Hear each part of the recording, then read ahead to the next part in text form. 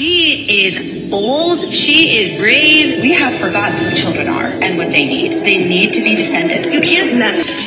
Love it, love it. Thank you so much for having me. Let me just say that we walked in here, my husband and I, because this happened to correspond with our 26th wedding anniversary. So thank you. Decided to bring the hubs with me. And where is he? Ryan, put your hand up. Okay, stand up. Stand up, stand up. Turn around. There he is right there. That's, He walked in and he was like, "This is a conference of Barbies." I'm like, yes, it is. And then after I've talked to so many of you guys and listened to your questions, I'm like, Barbies with brains. That's what we've got here, babies. Barbies with brains. We love it. A little note, because a lot of you guys are not yet married, newly married, hoping to be married. And I just want to say a little something to you. Some of you did not come from homes that you necessarily want to replicate. Some of you guys came from homes that left you with some wounds. And let me just tell you something. Both my husband and I are products of divorce. And there is some pain and a lot of loss there. But I want to tell you a little secret. When you get married, you can create the family you wish you had as a child. Okay? There's absolutely hope, right? You can do it. I would strongly recommend embedding yourself in a church where you can study people that are a few steps ahead of you, newly married, that have been married 5 or 10 years, and just let them disciple you, right? I needed that as a young woman. I needed somebody, an older woman in my life who loved me and knew me, who said, "Katie, do you see how you just talked to your husband? Don't ever do that again." Like, thank you. So the truth is that my husband and I have been doing ministry together for a couple of decades, ever since we were in college. And honestly, I just thought I was going to be a pastor's wife all my life because I loved it. Like, I loved ministering. All I want to do is read the Bible with people and shepherd them. That's all I want to do, right? I've already done it with like 2 people this morning. Love it. Except that the world went nuts. And you know what it did? It's turned me into an activist because I saw that what was happening in the world was child victimization. And I'll tell you what, if you're a serious believer, if you're a Christian, the one thing you can never stand for is abuse and exploitation of the least of these. Okay? That is what we need to stand against. So the truth is that we have been doing this. Christians, conservatives have been doing this in terms of child defense as it relates to children's right to life for decades. Thank God, right? Thank God. But what I saw is victimization of children in so many different areas, not just their right to life, but their right to be known and loved by their mother and father, their right to an intact, unmedicalized body, the right to innocence, right? The right to have a future that's not stolen from them through horrible foreign policy or crippling debt.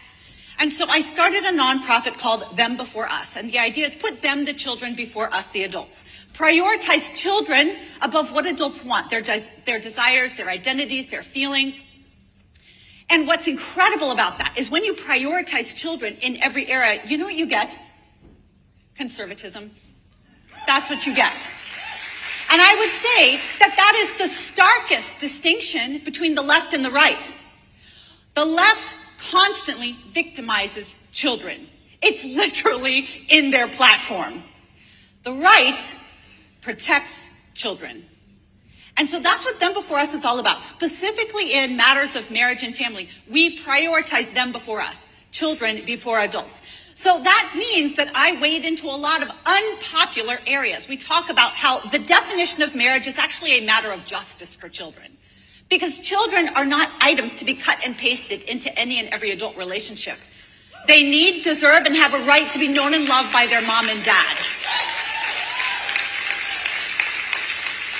That also means that we're highly critical of divorce. There are times where divorce may be necessary, but the majority of divorces today are not because of abuse, adultery, abandonment, addiction. It's because one of the parents has decided that they don't want to do hard things. And instead they've said, I'm going to have the kids do hard things instead. And that's an injustice. But that also means that because I defend children's right to life, right to their mother and father, that also makes me a vicious critic of big fertility. And that's what we're going to talk about today. We are going to talk about the fertility industry and how it victimizes children. So buckle up. All right. We're going to highlight 5 main areas of how big fertility victimizes children. It violates their right to life. It violates their right to their mother and father. And it violates their right to be born free and not bought and sold. Now, I'm going to do this fast because I want to do Q&A. Okay, so get ready. I'm going to hit this in 5 minutes, and then I want all your hardest questions because I never want you to feel unprepared when it comes to having conversations about why we need to protect children culturally, legally, and technologically. Okay, so how does big fertility victimize children's right to life? Why does it violate their right to life? Well, I don't know if you heard, but there's a lot of celebrity IVF going on, right? I mean, constantly looking at the stories of celebrities using IVF, certainly celebrities using surrogacy. Did any of you guys hear how many little boy embryos that Paris Hilton created? Anybody know? 20. She had 20 little boy embryos, and she kept trying until she got a girl. Do you know what's going to happen to those 20 boys? They're either going to be discarded, donated to research. I doubt Paris Hilton is going to donate her embryos to somebody else to raise her own biological children. They're going to be destroyed. Okay? And that's actually emblematic of how IVF and big fertility works. They routinely create many, many more embryos than they would ever be willing to implant, and then subject those embryos to genetic screening. And then beyond genetic screening, they're going to test to see is it the right sex, the right hair color, the right eye color. The truth is that IVF, even though it's promoted as some kind of miracle technology, is not about babies. The way the industry functions, it is about on-demand designer babies shipped worldwide. And I will tell you this, by the numbers, big fertility destroys more little lives every year than Planned Parenthood. You understand what I'm saying? That in the name, the baby-making industry kills more children every year than the baby-taking industry of abortion. So I am sorry, but if we are serious about children having a right to life from the moment of conception, we are going to be highly critical of big fertility. What else? Big fertility victimizes children's right to their mother and father. See, once you're making babies in a laboratory, once you're creating them in vitro, in glass, you don't need to just use the gametes of the child's own mother or father. You can purchase a child's genetic mother or genetic father from donor catalogs, and you can get on your phone right now.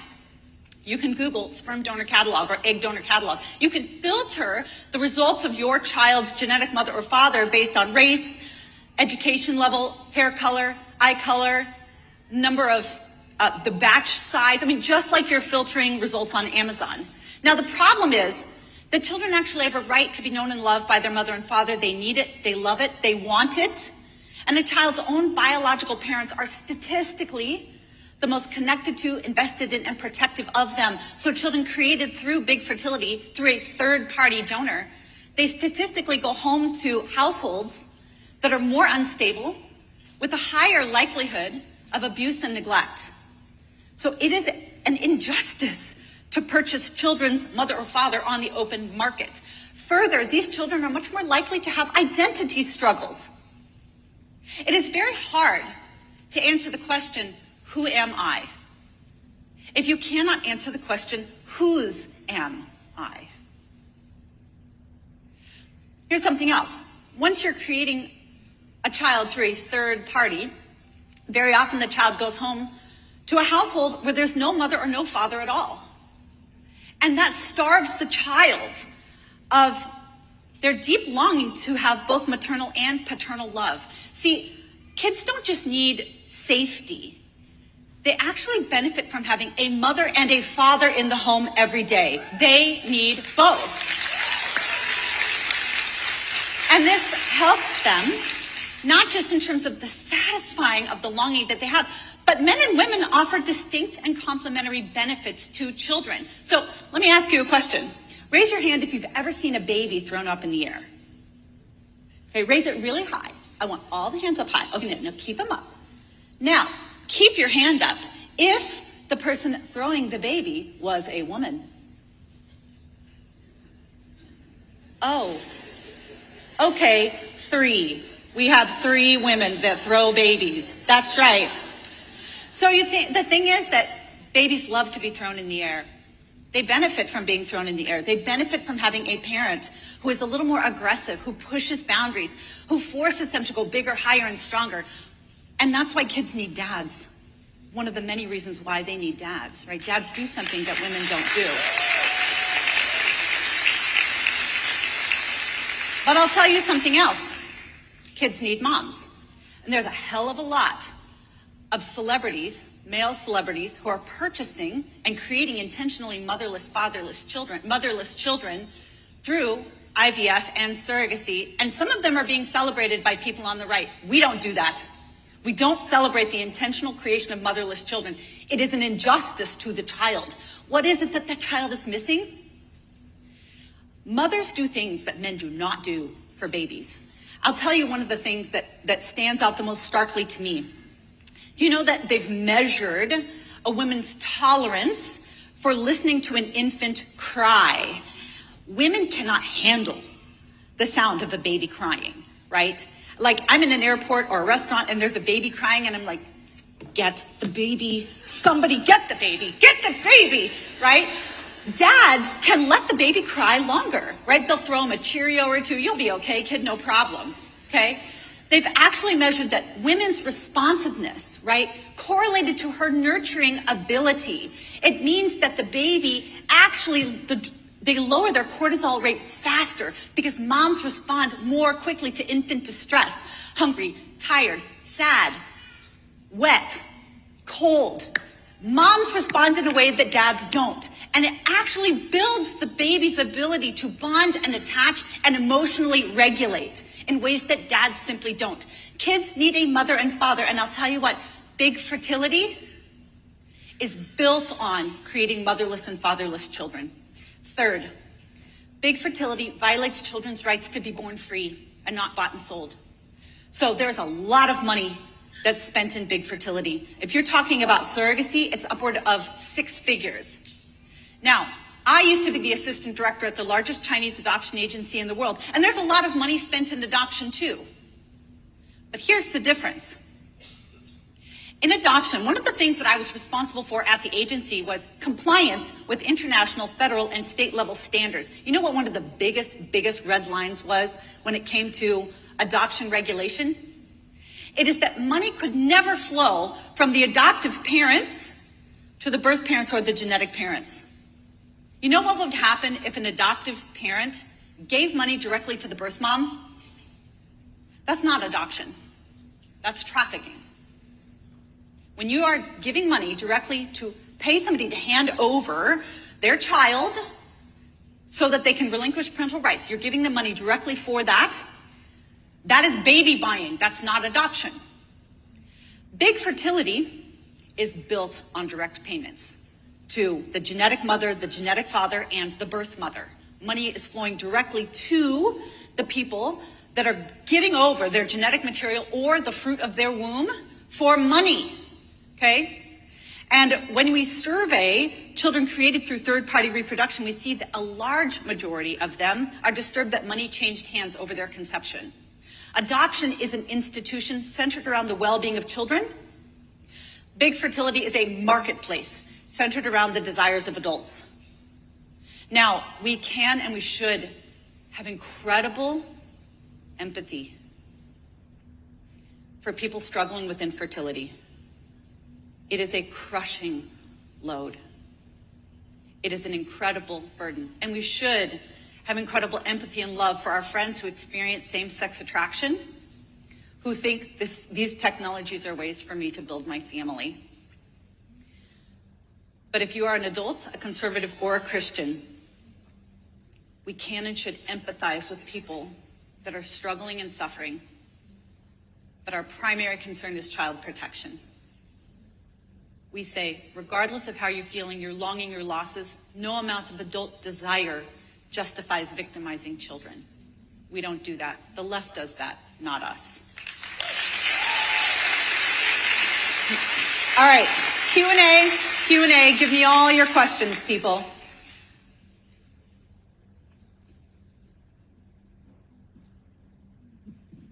We're going to start on your right. Great. Hi, Katie. In 2012 and 2013, my parents accepted placements from the foster care system for both my brother and my sister. In 2014 and 2020, both my siblings were adopted.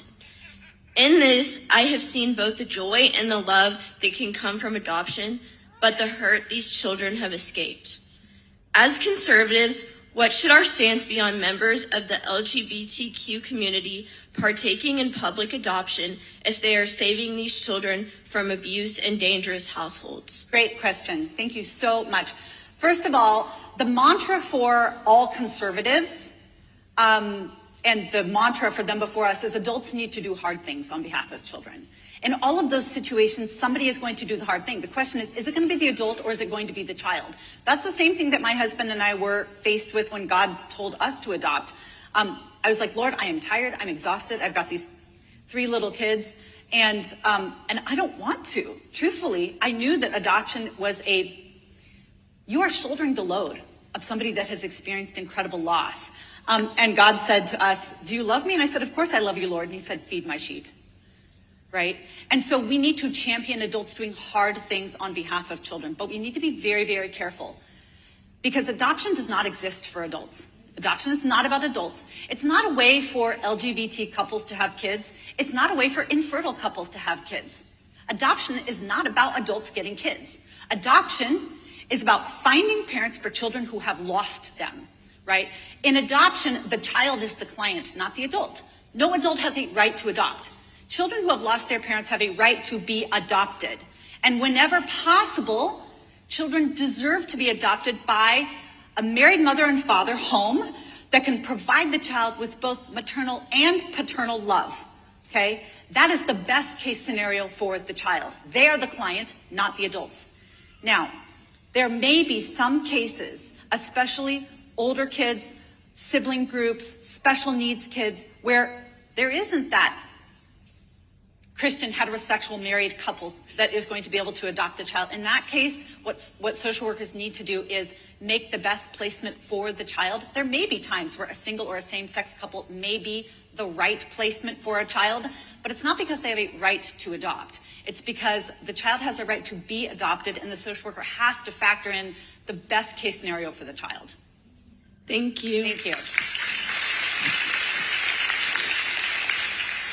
Hi, thank you for your passion, being so outspoken. So I am a stepmom in a situation with myself, dad, mom, and her boyfriend, who I'm sure will become her husband in the near future. So 4 parents every other week. So what advice do you have for me? Son is 6 years old, in this very complex situation where we all just want him to be loved and create the best life for him, but you know, it can be difficult. Yeah, there's so many situations where we are dealing with the less than ideal, right? And like same thing in terms of our adopted child, right? He did come from a place where things didn't happen the way they deserved to happen for him. So I would say one of the best things that you can do in that situation is to be the person with whom the child can be the most honest about their loss, right? Because a lot of times kids feel like I have to protect the feelings of the adults in my life. And that means they have to wrestle with questions or grief or mourning or loss alone. And that is the worst case scenario. Make you, I pray, the safest place for your child, for your stepchild to say, this is hard for me. Like I'm struggling with this, right? And then so that he does not have to process it alone, right? Do hard things on his behalf. And if possible, model a godly marriage for him. Yeah, thank you. Hi, Katie. I'm here from Canada. And my question is, when it comes to our churches, I know that like most people are pro-life, but when it comes to issues like IVF, they don't understand why that's wrong. And I think it's like a good intention that these Christian parents want children, but they don't understand like why it's wrong. How can we like open the conversation?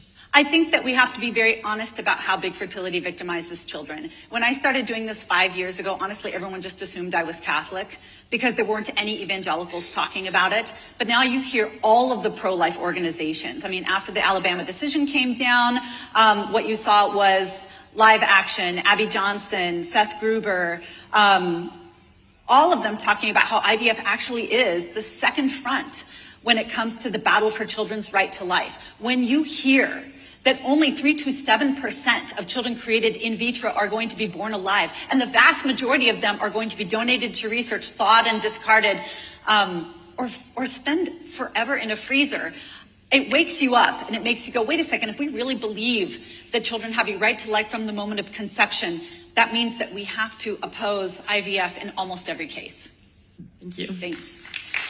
Okay, I think that is all, according to my timer here, but I just want to say, ladies, the world is looking for virtuous women who can reveal how to do hard things on behalf of the least of these, and you look like the room of women to do it. Thank you so much.